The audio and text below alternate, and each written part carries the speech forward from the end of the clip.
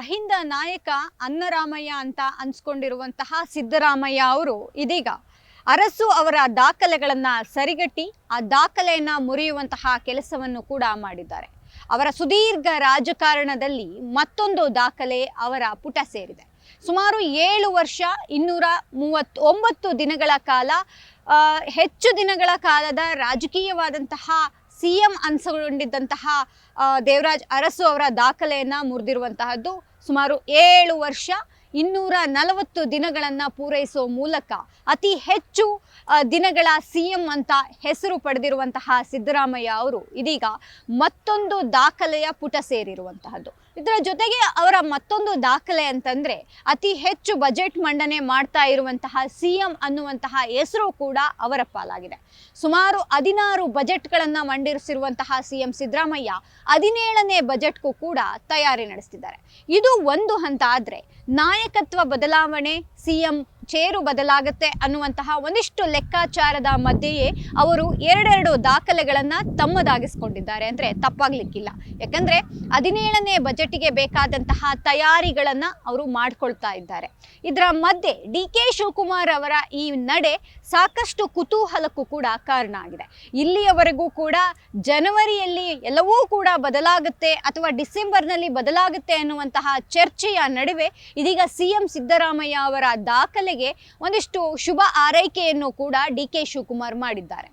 ಈಗ ಡಿ.ಕೆ. ಶಿವಕುಮಾರ್ ಅವರ ಮುಂದಿನ ನಡೆ ಏನು ಅನ್ನುವಂತಹದ್ದು ಸಹಜ ಕುತೂಹಲಕ್ಕೂ ಕೂಡ ಕಾರಣ ಆಗಿದೆ. ಯಾಕಂದ್ರೆ ಬಜೆಟ್ ಅನ್ನ ತಾವೇ ಮಂಡಿಸಬೇಕು ಅನ್ನುವಂತಹ ಆಶಾಭಾವನೆ ಹಾಗೂ ನಿರೀಕ್ಷೆಯನ್ನ ಇಟ್ಕೊಂಡಿದ್ದಂತಹ ಡಿ.ಕೆ. ಶಿವಕುಮಾರ್ ಅವರಿಗೆ ಸಿದ್ದರಾಮಯ್ಯ ಅವರ ಈ ಒಂದು ನಡೆ ಅಂದ್ರೆ ಬಜೆಟ್ ತಯಾರಿ ಏನಿದೆ, ಇಲಾಖಾವಾರು ತಯಾರಿ ನಡೆಸೋದಿಕ್ಕೆ ಏನು ಸಿದ್ಧತೆಯನ್ನ ಮಾಡ್ಕೊಳ್ತಿದ್ದಾರೆ ಅದು ನುಂಗಲಾರದ ತುತ್ತಾಗಿದೆ ಅಂದ್ರೆ ತಪ್ಪಾಗ್ಲಿಕ್ಕಿಲ್ಲ.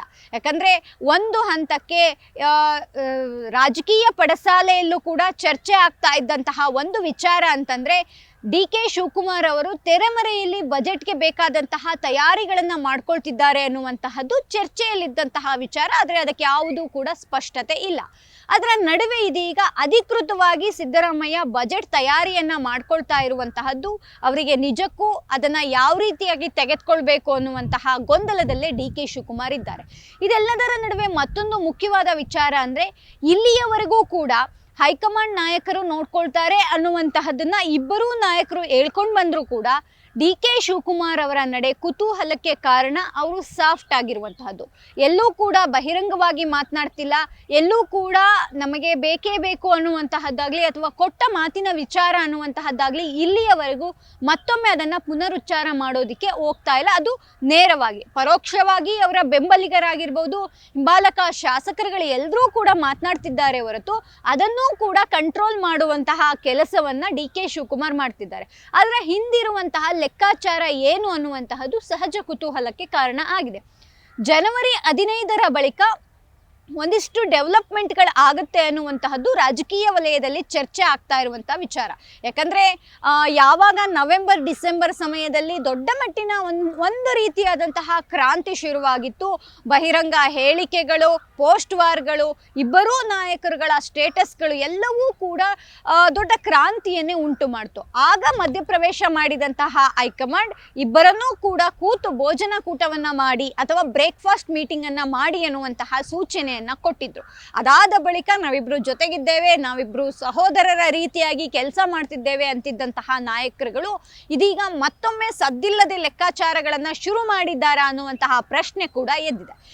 ಇದರ ಮಧ್ಯೆ ಇವತ್ತು ಸಿಎಂ ಸಿದ್ದರಾಮಯ್ಯ ಅವರು ಹೇಳಿರುವಂತಹ ಒಂದು ಹೇಳಿಕೆ ಮತ್ತಷ್ಟು ಕುತೂಹಲದ ಜೊತೆಗೆ ಚರ್ಚೆಯನ್ನು ಕೂಡ ಹುಟ್ಟುಹಾಕಿದೆ.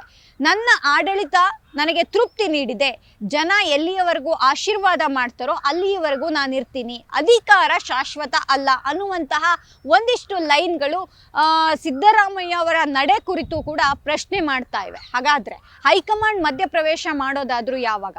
ಹೈಕಮಾಂಡ್ ನಿಜಕ್ಕೂ ಮಧ್ಯಪ್ರವೇಶ ಮಾಡುತ್ತಾ? ಯಾಕಂದ್ರೆ ಹಿಂದೆ ಮಲ್ಲಿಕಾರ್ಜುನ್ ಖರ್ಗೆ ಅವರು ಕೂಡ ಒಂದು ಲೈನನ್ನ ಹೇಳಿದ್ದು, ಸ್ಥಳೀಯವಾಗಿ ಉಟ್ಕೊಂಡಿರುವಂತಹ ಸಮಸ್ಯೆ ಅಲ್ಲಿಯೇ ಬಗೆಹರಿಸ್ಕೊಳ್ಬೇಕು, ಇದರಲ್ಲಿ ಹೈಕಮಾಂಡ್ನ ಮಧ್ಯಪ್ರವೇಶ ಮಾಡಬೇಡಿ ಅನ್ನುವಂತಹ ನಿಟ್ಟಿನಲ್ಲಿ ಒಂದಿಷ್ಟು ಹೇಳಿಕೆಗಳನ್ನು ನೀಡಿದ್ರು. ಅದಾದ ನಂತರ ಎಲ್ಲವೂ ಕೂಡ ಒಂದು ಹಂತಕ್ಕೆ ತಣ್ಣಗಾಗ್ತಾ ಬಂತು. ಆದರೆ ಇದು ಹೊಗೆನೇ ಇಲ್ಲದೆ, ಅಂದರೆ ಬೆಂಕಿನೇ ಇಲ್ಲದೆ ಹೊಗೆ ಆಡೋದಿಲ್ಲ ಅನ್ನುವಂತಹ ಅರ್ಥದ ರೀತಿಯಲ್ಲಿಯೇ, ಆ ಮಾತಿನ ರೀತಿಯಲ್ಲಿಯೇ ಎಲ್ಲವೂ ಕೂಡ ಇದೆ. ಅಂದರೆ ಬೂದಿ ಮುಚ್ಚಿದ ಕೆಂಡದಂತೆ ಇದ್ರೂ ಕೂಡ ಇಲ್ಲೇನೋ ನಡೀತಿದೆ ಕಾಂಗ್ರೆಸ್ ಒಳಗಡೆ, ಅದರಲ್ಲೂ DK ಶಿವಕುಮಾರ್ ಬಳಗದಲ್ಲಿ ಅನ್ನುವಂತಹದ್ದಂತೂ ಸ್ಪಷ್ಟ. ನಿಜಕ್ಕೂ ಹಾಗಾದ್ರೆ ಹೈಕಮಾಂಡ್ ಮಧ್ಯಪ್ರವೇಶ ಮಾಡೋದಾದ್ರೂ ಯಾವಾಗ ಅನ್ನುವಂತಹ ಪ್ರಶ್ನೆ ಸಹಜವಾಗಿ ಕಾಡ್ತಾ ಇದೆ.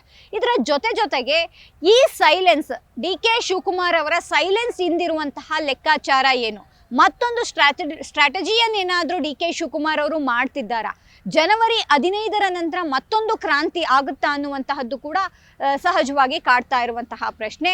ಆದರೆ ಇದೆಲ್ಲದರ ಮಧ್ಯೆ ಇವತ್ತು ಸಿದ್ದರಾಮಯ್ಯ ಅವರ ಹೇಳಿಕೆ ಏನಿದೆ, ಒಂದು ಹಂತಕ್ಕೆ ವಿದಾಯದ ಭಾಷಣದ ಅರ್ಥದಲ್ಲಿಯೇ ಅವರ ಒಂದು ಮಾತುಗಳು ಇದ್ದಿದ್ದಂತಹದ್ದು ಕೂಡ ಕುತೂಹಲವನ್ನ ಕೆರಳಿಸ್ತಾ ಇದೆ.